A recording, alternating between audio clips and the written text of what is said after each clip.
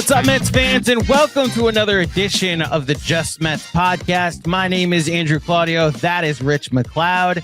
We are less than 4 weeks away from opening day, less than a week away, I Bleav, from the World Baseball Classic beginning. Teams have started to arrive in their destinations for the World Baseball Classic, but that's not going to stop us from talking about spring training, whichever Florida location that the Mets are going to end up playing games over the next couple of weeks. Rich, how are you, my friend? Long time no speak. It's been a few weeks, I guess, at this point. Hopefully you're shoveled out by now. What a winter we've had here, but warm days are on the way. I see 60s coming up in the next week or so. So that's exciting. Actual baseball weather is close.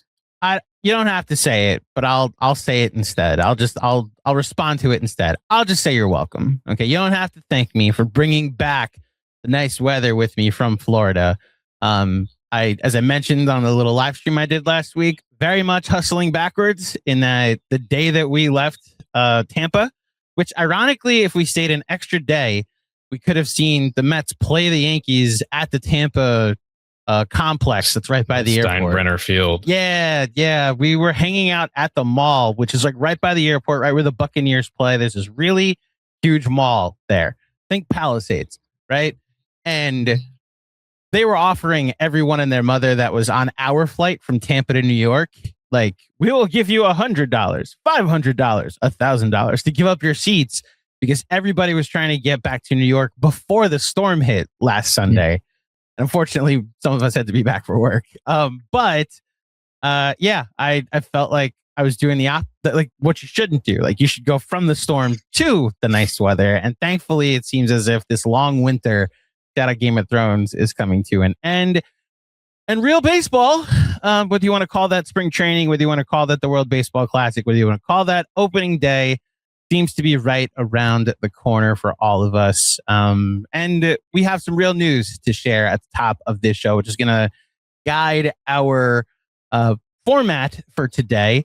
So Rich and I are happy to announce that the Just Mets podcast is now going to be part of the Bleav podcast network, the Bleav in podcast network. They have a lot of shows on their network. I've worked with a bunch of their different shows over at Knicks Film School through the pregame pod. Bleav in Wizards, Bleav in Hawks, Bleav in there's another one, Bleav in Pistons, I Bleav, that's funny. As a result, they reached out to us about joining on with them for the 2026 season, and we couldn't be happier for this opportunity. Rich, we are now part of a podcast network. How does it feel?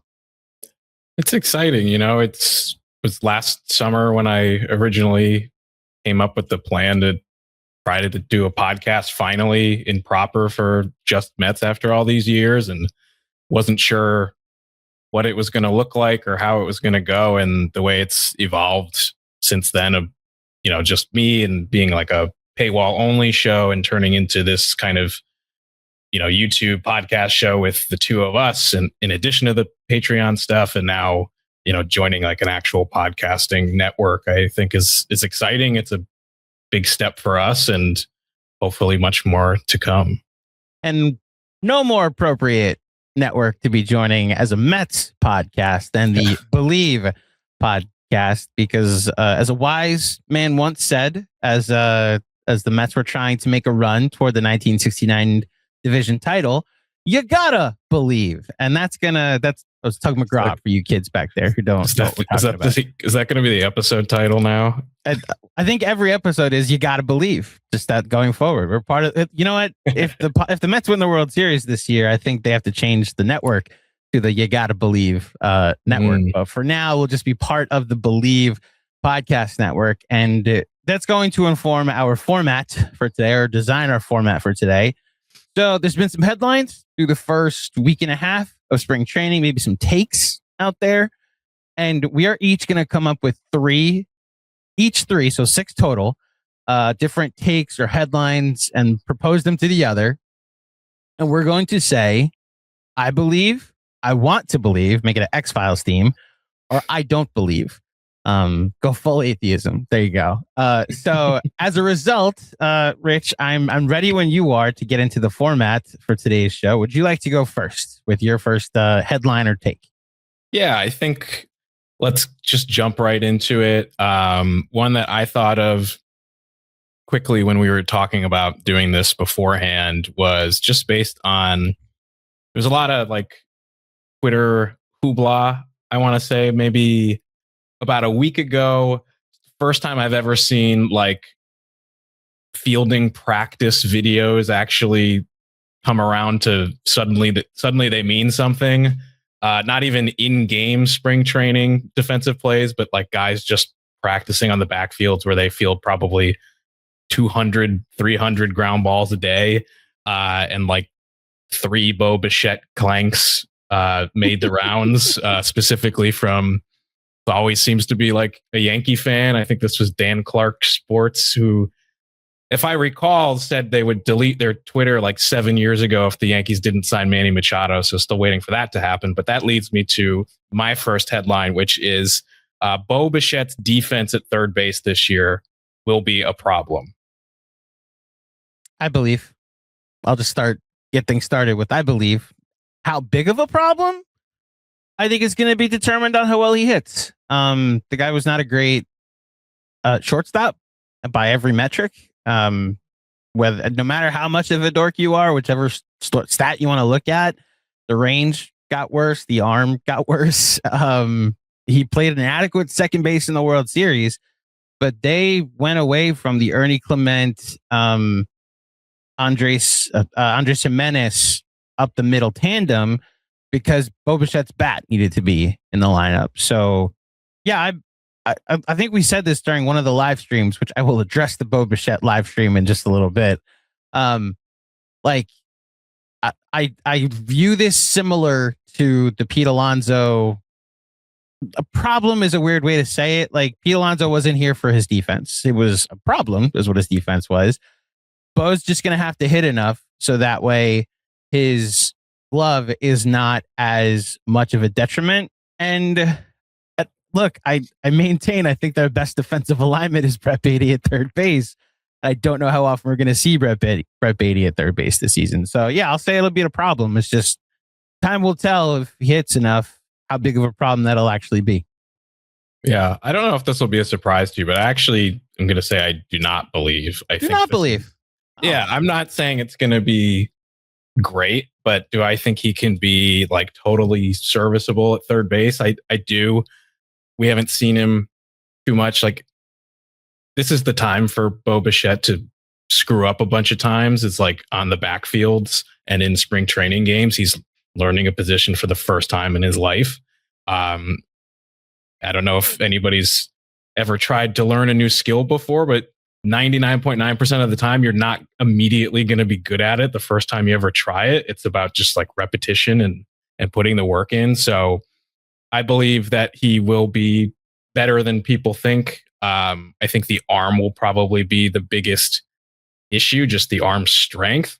But I don't know. I just feel like the range is going to be fine. And I'm not worried about it at this point. If I see him starting to like make a bunch of errors in games that matter, I'll change my tune. But yeah, these like backfield videos don't do much for me. And I thought the one error in the game that happened a few days ago was way more on the first baseman completely just dropping the ball than it was on Bichette. Wasn't a great throw, but most first basemen catch that ball and get the out. So I'm not super worried about it yet. So to be clear, I don't think any of my disbelief is in like the videos from practice or the one wide throw that he made the very next day in a spring training game. He came in on a ball and played it really well.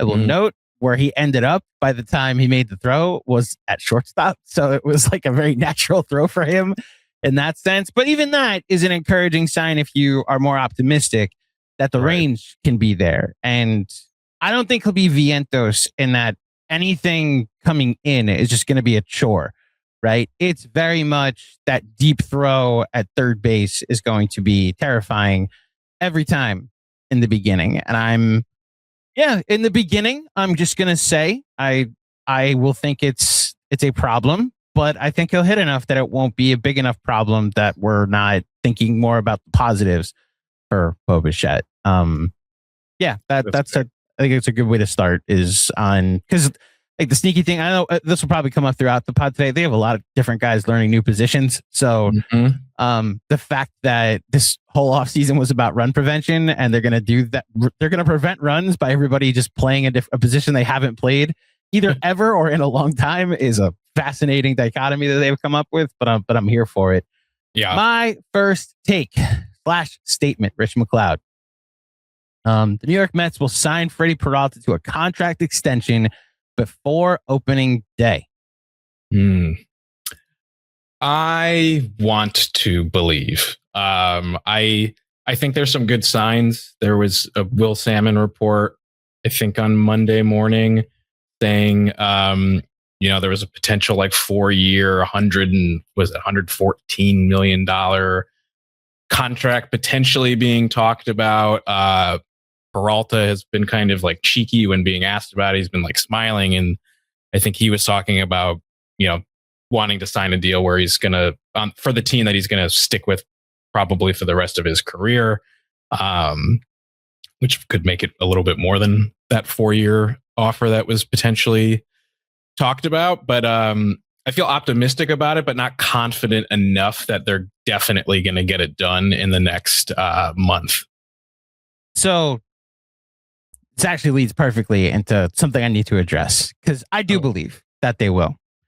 We got a comment last week on our live stream, the one that I jumped on to just make sure we had some content out there. I owed you one because you went and did a mailbag while I was in Florida. Thank you again for that. So I did a show without you. And someone commented that I keep getting stuff wrong. I called Tobias Myers Jake Myers. I corrected myself immediately, but fair point. And then the Bichette thing, where on the Bichette emergency live stream, I was like, the opt-out is just like the Juan Soto opt-out, that you can void the opt-out. So I'm just going to be transparent with our audience, Rich. I come from the New York Knicks content world. The Twitter world there has some very good aggregators. Shout out to New York basketball, just flat out the best aggregation count that exists. I know the person who does that account. I've called him Batman because this person is the content world's and the aggregation world's best detective. And they're never wrong. Just flat out never wrong. The Bichette thing originated from someone that works at The Athletic that said that they can void the opt-out with just like Soto.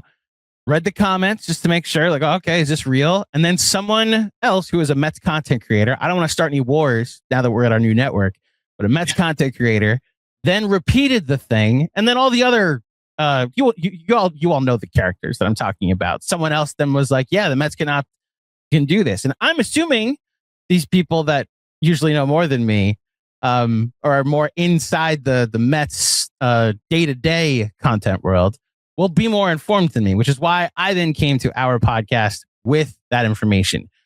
Rich, it was that night that I texted you after the Bichette free agency, after the live stream that we did, that I texted you, hey, that might be wrong. I'm going to leave a comment pinned on our YouTube channel, just that this might be wrong. And then I tweeted out the next morning when that first person at The Athletic was like, hey, I wish they would give clarity on this. And so I apologize. Hey, this might not be wrong. Still a good signing. And then throughout the rest of the day, all the cast of characters in the Mets content world were like, hey, it appears this was wrong. We'll be better next time. So I apologize for my misinformation. But then that leads to just my overall frustration in the lack of clarity and responsibility in the Mets aggregation world outside of a couple places, one of those being Just Mets. I think the Mets Fix podcast or Mets Fix newsletter does well. I think Just Baseball, Mr. Finkelstein, also does a very good job being accurate. Every morning when I read the Just Mets newsletter and it's what's up with the Mets, it's the only place I go to now. Because when I look on the timeline this morning, and I'm just going to make sure I read this word for word, and one of the aggregation accounts has tweeted out that Freddy Peralta is projected to sign a 4-year, $112 million contract extension per Will Salmon and Tim Britton. That's not what you're referencing. You're referencing the actual article where what they did was project what an extension could look like based on what other people have gotten around his age and his output. Then Ken Rosenthal then says Freddy Peralta prefers a long-term deal somewhere he can finish his career when he hits free agency over a high-dollar short-term deal. So he's not looking for what the Mets have normally given out, but a longer-term deal where he can finish his career. What follows is no serious discussions about a potential extension with the Mets taking place. So this is my first thing I'm going to say is to the aggregators out there that needed to clarify or just simply add a link. Because that's the thing. If you're going to say just like rumor, statement, hat tip, blank, add the link afterwards. Just the article underneath would go a long way. Like you could literally just be like rumor, Mets planning to move to New Jersey. That gets less retweets, Andrew. It does. So You're 100% right. That. And I get it. You can get paid by Twitter now, but you could literally just be like, rumor, Mets planning to move to New Jersey. Hat tip, Andrew Claudio.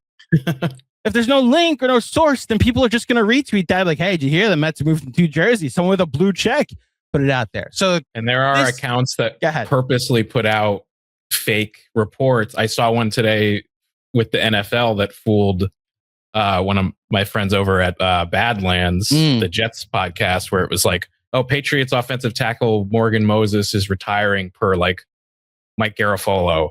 Mike Garafolo never said that. It was like completely made up, but people bought into it. So like it's a tricky thing right now with the aggregators. We used to call this getting sacked because there was a podcast. There was exactly there was a there was a Twitter account that was purposely like saying I'm a parody account, and if you fall for this, you're getting sacked.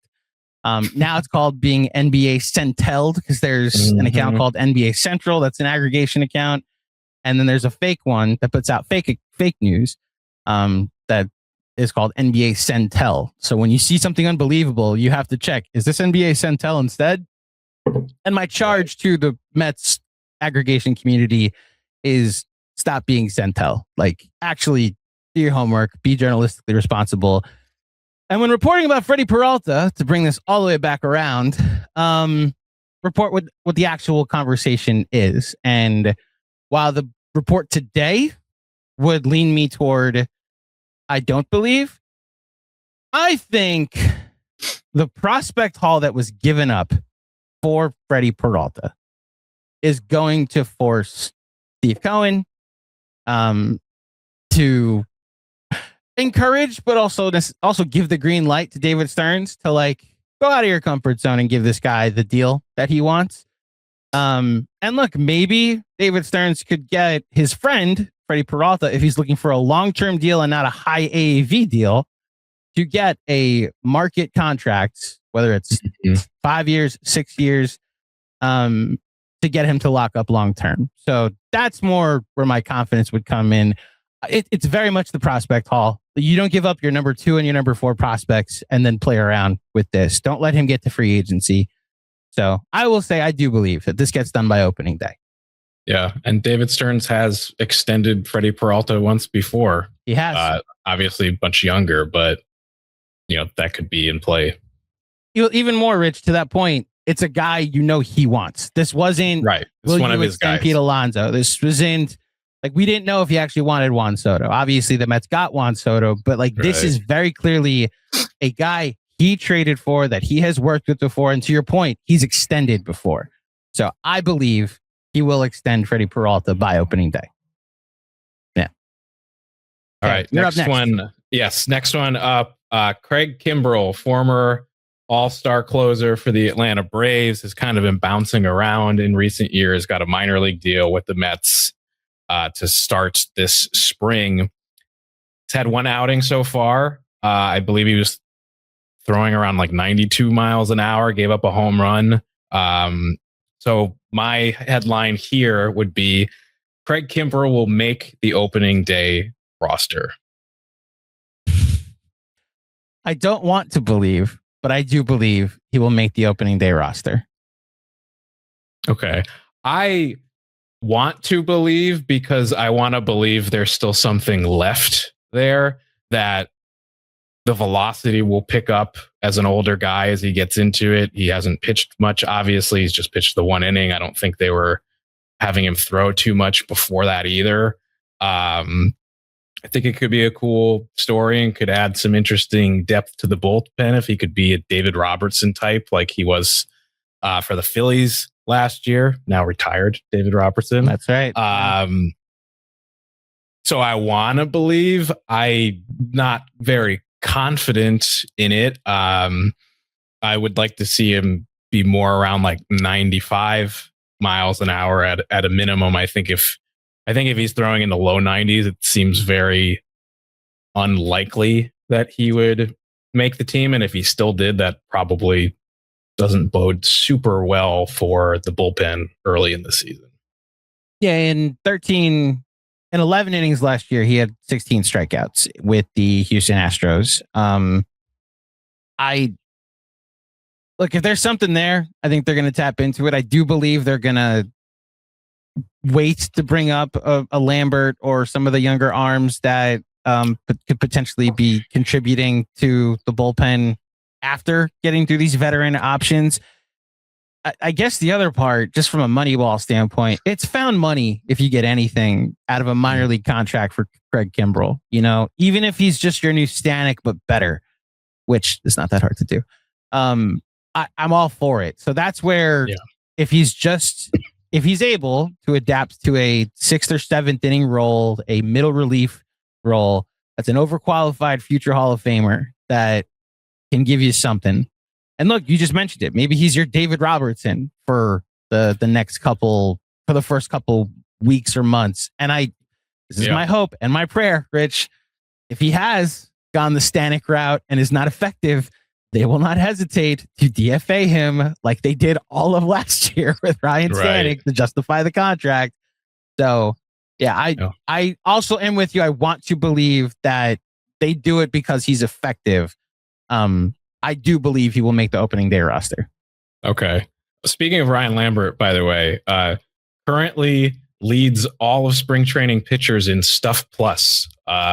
He hasn't pitched a ton, but he's looked pretty filthy in the limited sample we've seen so far, which is definitely interesting. I wasn't a guy that was super on my radar before the spring started, so could be an intriguing piece for this bullpen maybe later in the year. His C WAR through spring training is through the roof. His Claudio WAR looks amazing. Yes. I know this is a very popular take, but just watching him take down those 3 Blue Jay AAA batters was like, this is some stuff. As to emphasize the stat, this is some plus stuff for sure. So we'll see if Craig Kimbrel can use some of his stuff plus from his career and make us not beg for Lambert from opening day on.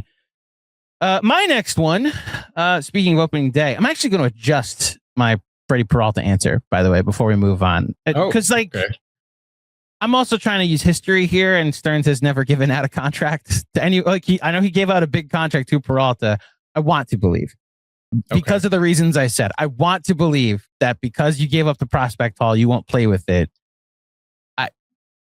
Maybe I don't have the same confidence if it's more than a 4-year 112. Like the projections that Britton and Salmon came up with are good projections based off of like market.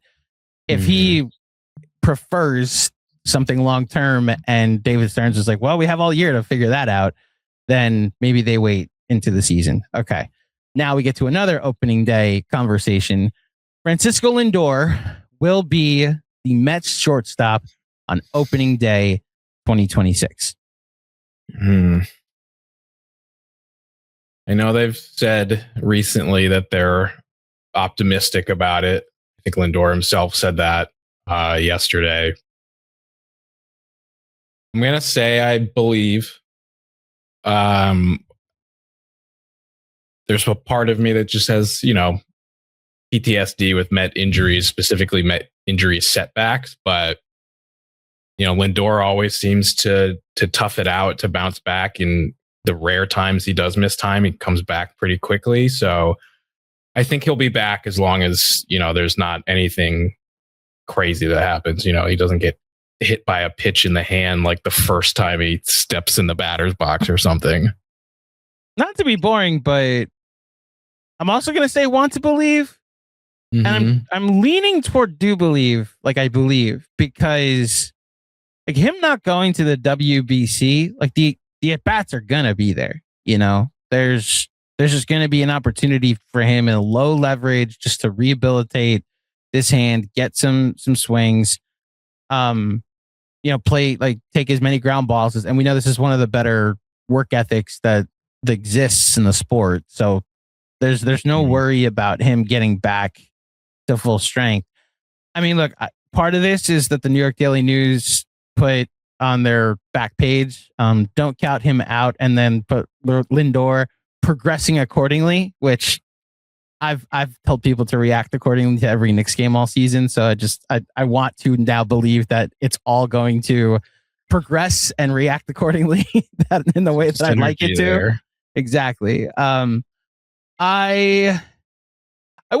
me ask you this, because I agree with you. The only reason it would concern me if he misses opening day is the PTSD, that it's like he's back week 2 is actually the plan. Like he just needs a couple extra days in Port St. Lucie or in Syracuse or wherever, right?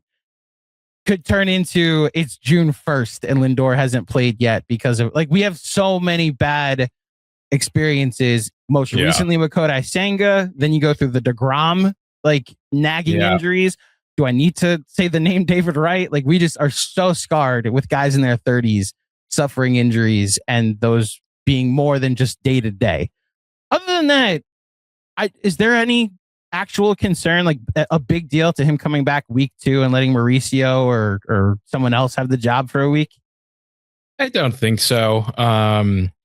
Honestly, like the bigger concern is if, Lindor needs a little extra time. Other than like all the backup shortstops are getting hurt. Ruhan got hurt, and then there's a guy I will fully admit I've never heard of who was apparently the other backup shortstop option, and he got hurt. I'm not sure how serious either of those injuries are, but it does seem like a weird, like, kind of juju going on with the Mets shortstop situation. It's like being the drummer for Spinal Tap. Just seems like a bad bit of luck. Reference, Rich MacLeod. Wow. For those who are a little younger who don't understand that reference, it's like being the Defense Against the Dark Arts teacher at Hogwarts. Similar energy there. By the way, I hate to say it, Rich, there might also be people too young that don't get that reference either. Well, wait a year until like the HBO TV show comes. Well, if they're doing the same, I guess in the books they also recycle each year. So if they follow the same pattern, it'll be a different Defense Against the Dark Arts teacher every year. Exactly. Yes. So, but other than that, like I'm not particularly concerned. Other than like just being a Mets fan makes you nervous about everything. I maintain what I said in the live stream last week. If Lindor has to miss time, I get what David Stearns has already said. You have a shortstop playing second base. You have a shortstop playing third base. Like, if it's a week and you need some versatility, don't let me be upset that the Acuna trade, like the 1% wrinkle that could have actually be a negative, is that you didn't have a backup shortstop available to you. I will also just add, if there is some type of setback that exists, and unfortunately Lindor has to miss like two extra weeks. I mean, how against? I'm sorry to bring this up. There are probably Mets fans that bring this up because they can't let go of the past, right? Like the Knicks fans that can't let go of Isaiah Hartenstein. Oh, I know what you're gonna ask. Would you be open to a Jose Iglesias minor league deal just to see what he has for 3 weeks, right? And if he like hits 330 for those 3 weeks, great. We have a backup shortstop. I wouldn't be against it. I do wonder if they wouldn't want to go that route because it would be harder for them to cut him because of the fan emotional connection. But like, he was really bad in San Diego last year. he's pretty old at this point. Like he's closer to 40 than anything else. I think you could probably find somebody else, but like he would be a totally like fine, like you play shortstop and hit ninth for a couple of weeks and we expect nothing of you other than like solid defense until Lindor comes back. Like that would be fine. But part of me wonders if they're just like, you might have like too much of a sentimental connection to like potentially have to get rid of him after that. But I don't know. The Braves cut Craig Kimbrel after like a day last year. So, and he's like a Hall of Famer for them. So who knows? I agree with you, by the way. I want no part of a Jose Iglesias reunion. I want the last memory I have of him to be that season. Good. Yeah. You know, like I don't want there to be then he came back. He showed that his career was over and tarnishes any lasting memory of that 2024 season. It's 100% sentimental is, I think, both of our reasons why not. Mm-hmm. I also think the data backs up why you don't want to sign a 38-year-old shortstop middle infielder that might not have anything left. Right. Yeah, I more want to see him at whatever old timer alumni day that the Mets have this year. That's my hope. My last take, whatever we're calling these things. Carson Benge will be the opening day right fielder for the New York Mets. I just realized all three of mine had something to do with opening day. You can tell I'm very much ready for opening day. Yeah. I mean, I guess these mostly are about that. Like we're projecting how the season's going to start based on what we've seen so far.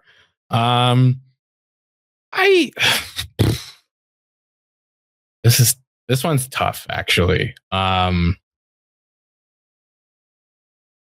I want to Bleav. I think I know like that wound up kind of being our default for a lot of these. Although we have one more category left, so we do. We'll see. He looks good so far. There's been a lot of good signs and flashes. I think it's still really early on. And also like the Mets haven't had a ton of like positional battles in spring training the last couple of years. The right field spot actually seems like there's a legitimate battle. Like MJ Melendez had a 2-homer game the other day. Mike Tauchman hit a 3-run homer. He's had some moments as well.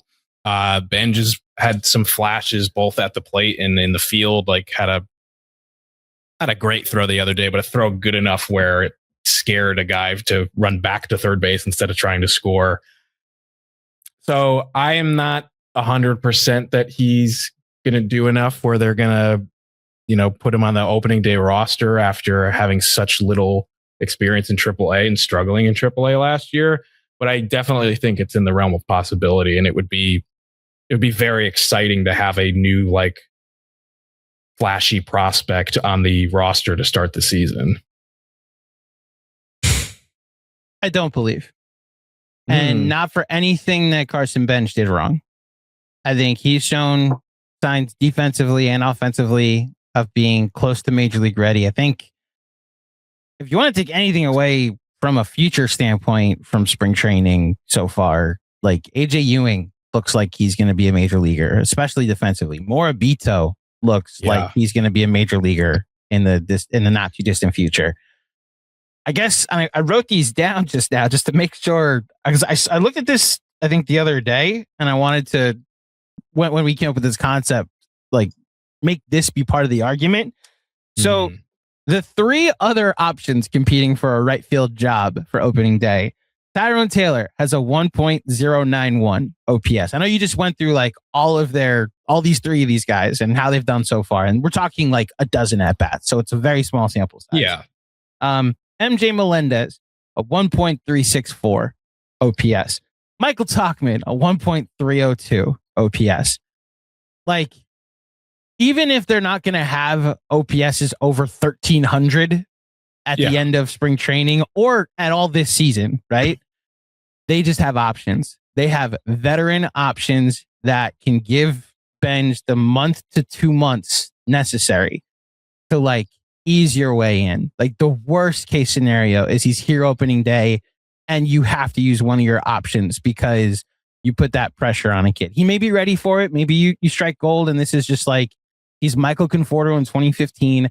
But as you know, and as I know, Michael Conforto got sent down in 2016. Like, there's just a natural progression to this that makes so much more sense, that gives him the runway to go to AAA and then come in whenever he's officially all the way ready, because there is a need for someone, or a natural need for someone, to take over in right field. So I don't believe. I'm also I don't think Tyrone Taylor in right field is a bad option. And he's making the roster either way. But like as an opening day right fielder, I'm saying if he's your opening day right fielder, I guess it's Skeens. So maybe they'll go Tauchman to get the lefty in the lineup. But I think the most flexible thing that they can do, unless again, like you said, like Benge blows everybody away, which is definitely possible, is Tauchman and Taylor make the team. MJ Melendez has one option left, so you can send him to AAA to start the season, call him up if you need him. And obviously Benge hasn't, he's got plenty of flexibility left. So I think that's something that they could and may likely do, just to like not have to give up any of those guys right away. Mm-hmm. And then if you need to DFA a Tauchman in May or June to make room for Benge, or if somebody gets hurt, then you can do that and not really waste away any of those assets. So, it's definitely possible. I will say though, I was thinking about this when I had one of the games on the other day, because there was one point where they had Soto, Robert, and Benge all in the outfield. And that's a potential outfield that we'll see like maybe at least in the summer, if not to start the season. That has to be the best three arms in the outfield that they've had in years, right? Like a long time. Yeah. Like last year, there were so many times where I was like, man, other than right field with Soto, like the arms in the Mets outfield are just like Nimmo's arm was just, there was a play last year where there was a pop-up that barely got to the outfield grass and Nimmo caught it and a guy scored from third base. Like that's how bad Nimmo's arm was at that point. I remember Curtis Granderson, when that ball in game 1 of the World Series got hit out to him, you knew there was no shot he was throwing the guy out at home plate because of his arm. That is exciting. Of like every arm in the outfield could potentially be like a total cannon, which could be like, I don't know, just like really cool to watch. And again, like talk about run prevention, like cutting guys down on fly balls, or, guys trying to score from second base on singles could be really effective. Yeah, I don't know when it was that the emphasis went from, and maybe this is in the numbers, maybe this is a Moneyball thing, but like, we don't care how good your arm is, we need you to go get the ball. And that like makes sense in my mind, which is why Curtis Granderson played right field adequately for as long as he did, played center field adequately for as long as he did. Cespedes actually was like a very slow center fielder, but made up for it with his arm. His arm was an sick. Ability to throw anybody out from center or left field, right? Yeah, I it intrigues me too. I very much listen. We haven't had a Gold Glove winner since now retired Juan Lagares. That's right. I would be open to having that happen for the New York Mets, and especially with one of these outfield spots.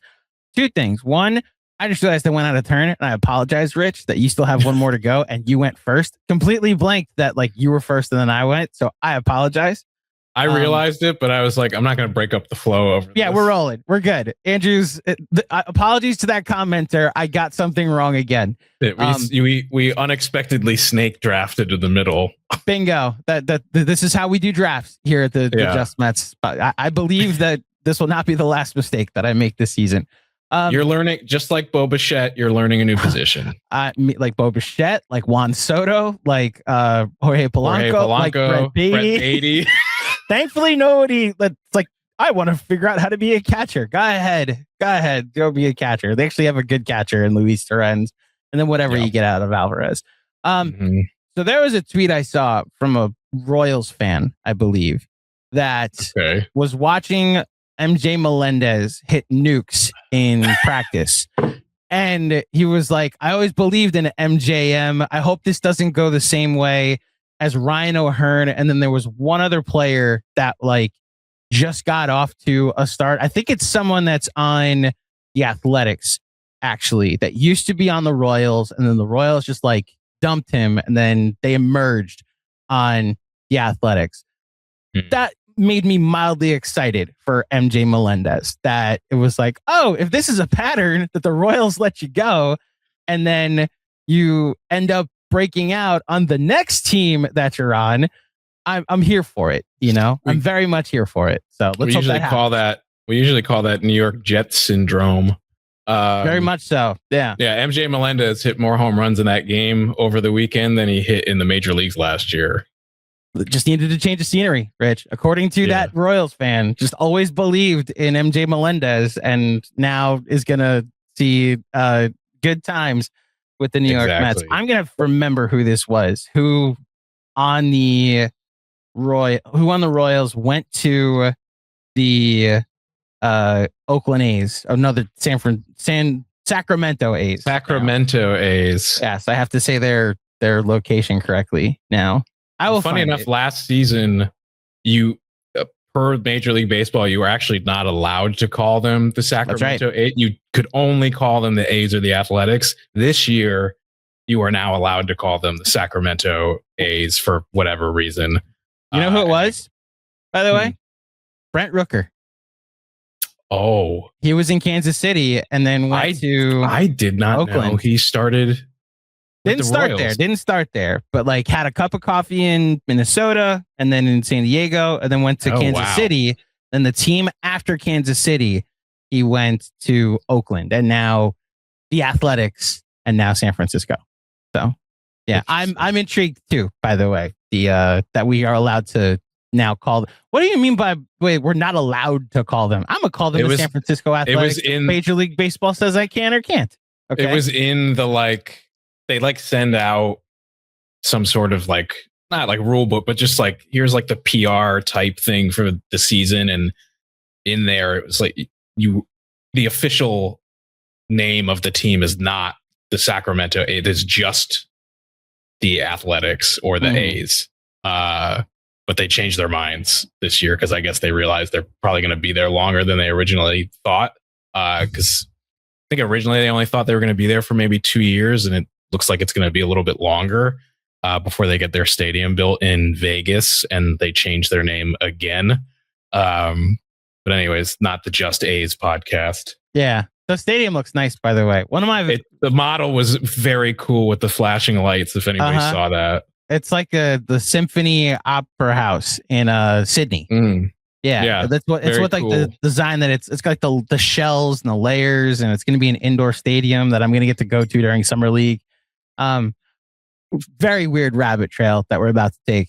Yes. One of my YouTube, my algorithm deep dives is the history of baseball stadiums. Different. There's a content creator for everything, right? And there's this one account that keeps updating me on the progress of the Vegas A's stadium. So they've got the first floor built of this stadium. They've got just the shell, not the actual shells that are going to go up, but they have the concourses built. And then they're 2 years away. So they're a while away. Opening day 2029 makes a lot of sense. On that note too, being in Tampa to see the Rays stadium now rebuilt was also pretty cool because I was in there a year ago to see the Trop with no roof. And now I see it there again this season with the roof. So that was pretty cool. Okay. Yeah, well, be good that the Rays are not in a minor league stadium again. You wonder how that'll affect a guy like Junior Camanero's numbers going back to a big league stadium. But anyways, I'm going to get us back on track because we only have one headline left. You started and you ended, Rich. Yes. Last headline is the Mets will stick with a 6-man rotation to start the year. Ron Darling recently was on TV and was saying that he thinks it's time for the Mets to basically go back to a 5-man rotation, for Kodai Senga to have to adjust and for the Mets to not continue basically, building their rotation around his particular needs. He mentioned, Clay Holmes, maybe even to David Peterson transitioning into the bullpen. So how do you feel about the Mets starting the year with a 6-man rotation? So Clay Holmes so far has started 2 games, thrown 7 2/3 innings. Nolan McLean, my goodness, 4 innings, no earned runs, 1 hit, 1 walk. Freddy Peralta, 3 innings, no runs, 1 hit, 1 walk. No other projected Mets starter has started yet. I just wanted to make sure I didn't miss like a Manaea or a Senga start. No, they haven't pitched yet. I don't believe the Mets will start the season with a 6-man rotation. I'm going to go to your well here, Rich. I'm not ruling out a move. I'm not ruling out like a Kodai Senga's been traded to a team that lost someone to injury and now needs a starter, is willing to eat some of the money.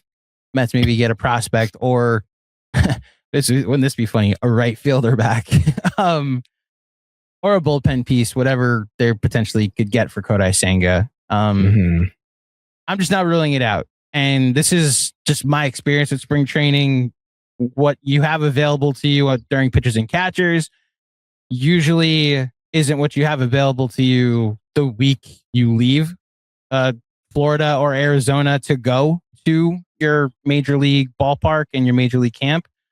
So whether it be that the Mets have 6 healthy starters and go into camp go into opening day looking to make a move, or knock on all the wood around us, right? The Mets then need to make a move because somebody got hurt and it just naturally organizes itself. I'll say they start the season with a 5-man rotation. As the person who spent all of our offseason podcasts saying Kodai Senga was going to be traded, I actually do believe that they're going to come in with the 6-man rotation. It's not what I would do. I think I would just accidentally muted myself somehow. That's Kodai Senga making sure that you say the right thing about him right now. Yeah, big Senga watching me right now. The technical side of podcasting. Mercury in retrograde, baby. There you go. Don't get me started on that. Oh, yikes. But Kodai Senga. Yeah, I do think barring an injury, which is, of course, very possible, we have 2 Mets starting pitchers who are pitching in the WBC, which I don't love after what happened 3 years ago. WBC PTSD, a lot of letters there, and a lot of trauma. But barring injury, I don't know that they're going to make a trade in the next 3 to 4 weeks at this point. And I kind of do think that they might just go in and with this to start the year. I don't know that it'll last the entire year because at some point somebody's going to get hurt, or maybe they do wind up making a need for need type trade by the time we get to July. But yeah, I think which means he's going to get traded tomorrow by the time this comes out. But I think I finally am coming off of my Senga. There's no way Senga's back because I thought he was going to get traded months ago and it just never materialized. So it seems like they're just going to hold on to him at least for now. To be clear, I'm not saying they will trade him. I'm just not ruling it out. That's how they fix the logjam. I don't think they'll have a 6-man rotation to start the season. I think they'll go into the season with 5. Where that logjam disappears, where they get from 6 to 5 or how they get from 6 to 5, not ruling out a move is all I'm saying. To your point about the PTSD of the World Baseball Classic, was very maybe tweeted some derogatory things after Edwin Diaz went down about the World Baseball Classic. Now that I've entered into the Mets content world and have to pretend I like it, I will say I am very excited, like legitimately excited for real baseball to happen next week, and maybe just the Olympics fever that I had, because I'm married to someone that the Olympics were on in my house, wall to wall coverage, brother. Like I watched, it was on, and She watched all the ice skating, all the luges, all the bobsledding, all the half pipe, all the ski jumps, and then of course all the hockey. Right? I'm here for a little patriotism, not maybe the very little patriotism that might exist in Team rough USA week, right now. rough week for that. Yeah, I'll tell you that much. Yeah. That being said, I was explaining to shout out to Blake Murphy, who was here to talk about when the Mets signed Bo Bichette. He was my guest for the Knicks Film School pregame show because the Knicks are playing the Raptors tomorrow. And I guess today when you're listening to this. And beforehand, I was explaining to him the Mets PTSD of the World Baseball Classic.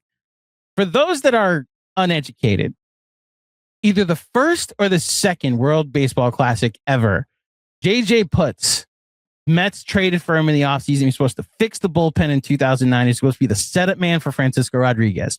Went to the World Baseball Classic, got injured, missed the first month and a half of the season, was never the same, or was just never the reliever, the setup man that they needed him to be throughout that season. The next World Baseball Classic, Seth Lugo, remember him, was a starter, is the ace of Team USA, pitches his arm off in all of the games, ends up having to leave the last game, the championship game for Team USA, with an injury. And then we're talking about a fourth or fifth starter, but the Mets lost Seth Lugo to that. I don't have to tell anybody why the last World Baseball Classic affected the Mets season, right? So I'm mildly concerned that both Clay Holmes and Nolan McLean are on the Team USA roster. But having said that, I'm mildly excited for some real baseball with stakes to take up the rest of our month of March. So I don't know that I'll say it's real baseball, but it's half real baseball. It's way more real than spring training games are exciting for the first 3 innings of the first game. And then it's just oh, this sucks. This is such a slog. And you barely know most of the players on the field and most of the games. It seems like every year they're broadcasting even less of the game. It's 2026 and half the time you can't find where these games are. You're watching footage from behind home plate it's 1953. Right. And you're just just get me to the real stuff. I can't watch this anymore. I keep track of it. I follow it obviously for what we do here. But in terms of just watching it for entertainment, the novelty wears off very, very quickly. It's really just baseball's back. I want to see all the new players bat or pitch for the first time. And then after that, I'm just I'm good. I'm good until opening day. This is why we're friends. I've never been into minor league baseball. Well, okay, minor league baseball, that's a Freudian slip. I've never been into spring training, right? Which is an extension of minor league baseball. It's practice. We're watching practice. You might win jobs in practice. You might get to find out guys working on new stuff, like a new pitch or, working on an uppercut swing in practice, trying to learn a new position in practice. This is practice, which I think comes with our dismissal of World Baseball Classics past, that this is the time they should be practicing. I think the most derogatory thing I said about the World Baseball Classic in 2023 is that it was an exhibition. I'm not going to tell these guys that it isn't real because they're absolutely playing for their country. And it's why I'm 50% of the way there. It's not real to me. It may be real to some of these other guys. So all right, fine. You want to put stakes on it? It's baseball with stakes. The job that you got your contract for starts when you leave the World Baseball Classic. So regardless, I'm excited to watch it because I miss real baseball. And I'm ready for that baseball with stakes to return to our lives. Rich MacLeod. Yeah, I did get into it last time around when you had the Trout versus Ohtani to end the game when they were both on the same team still. Real quick, think about that. You got into it. And I did too for the last game. That's when I got into it. After I lost DS for the season, I was like, well, let me see what all the fuss is about. It's okay, Trey Turner. That was actually a pretty big home run. Oh, Kyle Schwarber. That was actually a cool at bat. Oh, Murakami. That's a cool walk-off home run. This is the most this ballpark has ever had fans. Okay, I'm in. Championship. Yeah, I mean, game, it's US like Japan. well, it's like the hockey. Like most people who watched the hockey for the Olympics this year didn't watch until the last game. Right. There's some people who were like super into it the entire way, but like most people aren't watching that until it's like, oh, well, like US is playing for the gold medal right now. Well, now I will be into it. Now I will watch. But like, yeah, it's very similar. You're right. You're 100% right that like the ratings for the last game, the quarterfinals too, because they won against Sweden in the quarterfinals in overtime, right? Mm-hmm. The only difference is that like US wins the World Baseball Classic. Nobody's going to be hearkening back to like, I remember when I was a kid when the US won. Yeah, it's not. And it's less. why it's the only difference. There is like an insane amount of people that are our parents' age that look at the US men winning the gold medal this year as like this moment of nostalgia because it is the first time they've won since literally what people called a miracle back in 1980, which right. I don't think anybody's going to harken back to a single World Baseball Classic moment, even though the US has already won once. I think if the US wins a World Baseball Classic behind Captain America, Aaron Judge, who might have given the worst pep talk I've ever seen. If you haven't seen it yet, go watch the Aaron Judge pep talk that has made its way on social media. They go ahead and win that one, then I'll just be like, oh, great. Now go play on your teams, you know? Before we wrap, and I promise I'm not saying this because it's Yankee. Mm-hmm.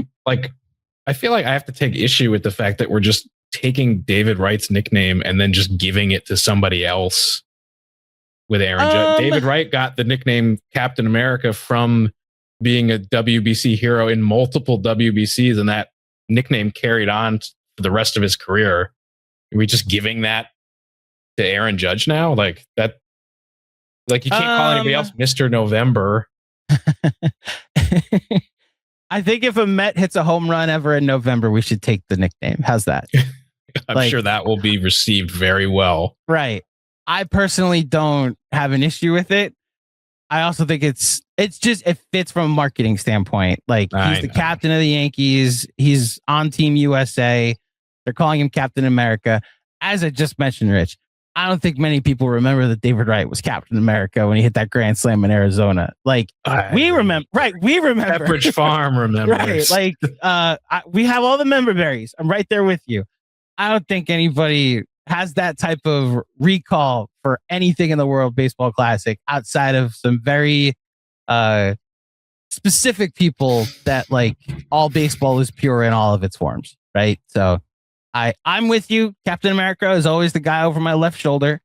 I am glad that David Wright never tried to give the same pep talk that Aaron Judge did today, because I'm starting to wonder if the Yankees postseason struggles are like, oh, they're getting behind this. This is the thing telling them to like get up for each game. I now can see why they might show up to big important playoff games flat. Anything else before we wrap up, Rich? I think that's it for me. Just nobody get hurt, please, between now and the next time that we do one of these. That's actually a perfect place to wrap, because look, World Baseball Classic or games in Port St. Lucie, my whole goal for March baseball is don't get hurt. Like, just show up opening day. It's why the Lindor thing is the only real concern I have about this preseason. Just everybody be healthy on going into that game against Pittsburgh. Outside of that, I have fun. Like, earn your job, whoever is competing for right field on the Mets. And to all the Mets that are competing in the WBC, have fun and stay healthy. I will say, because this is how the conversation came up. Me and Blake were going through the different, because the Mets have a ton of guys in the WBC this year, but it's like Soto, McClain, and Holmes are the big names. The Blue Jays have like their whole opening day roster is in the WBC. So he's mildly concerned too. I did make sure that Edwin Diaz was playing in this WBC, which he is for Team Puerto Rico. So best of luck with there that. Was a rumor that he was not going to do it, but he wound up opting in. So I made sure that was happening because might have turned some. Live long enough to see yourself become the villain if you're like, I gotta respect the Dodgers and the contract that just gave. No, good on you, Edwin. And as a proud Puerto Rican, I'm excited to watch you in the WBC. There you go. Shout out Bad Bunny. This has been another edition of the Just Mets podcast, part of the Bleav podcast network. If you dug the show, please head over to this YouTube channel. Like this video, please do so. If you haven't yet, please subscribe. If you're listening, leave a 5-star rating and a review on Apple or on Spotify. Follow Just Mets on all socials. The links are in the description. Bonus content, I guess it's technically not bonus because it's free, but check out the Just Mets newsletter. Also linked in the description of this episode. We will have Patreon content returning in the not too distant future. Please stay tuned. $5 a month gets you bonus content throughout the baseball season. We'll call that the right tier. Maybe it's the Captain America tier. There we go. Deep down. There you go. For Rich, I'm Andrew. Thank you, everybody, for tuning in. And until next time, in the words of the immortal Gary Cohen, we are out of here.